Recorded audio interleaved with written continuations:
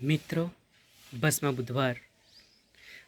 બુધવાર એ ખ્રિસ્તી ધર્મની અંદર એક અગત્યનો દિવસ માનવામાં આવે છે, એક પવિત્ર દિવસ માનવામાં આવે છે. આ દિવસથી ખ્રિસ્તી ધર્મની અંદર તપ ઋતુની શરૂઆત થાય છે.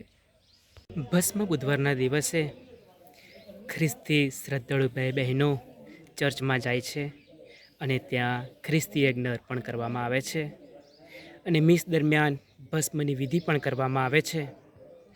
આ ભસ્મ વિધિ દ્વારા આપણને યાદ કરાવવામાં આવે છે કે હે માણસ, તું માટીમાંથી આવ્યો છે અને માટીમાં જ પાછો જવાનો છે. ભસ્મ બુધવારના દિવસથી પ્રાર્થનાને મહત્ત્વ આપવામાં આવે છે, એની સાથે ઉપવાસ અને આત્મચિંતનને પણ મહત્ત્વ આપવામાં આવે છે. ભસ્મ બુધવાર એટલે તપ ઋતુની શરૂઆત.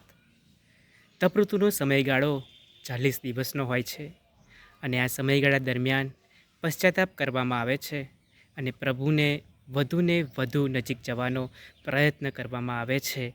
જો આપણે પ્રભુથી દૂર ગયા હોઈએ તો આ સમયગાળો છે જે સમયગાળા દરમિયાન આપણે પ્રભુની નજીક જઈએ છીએ.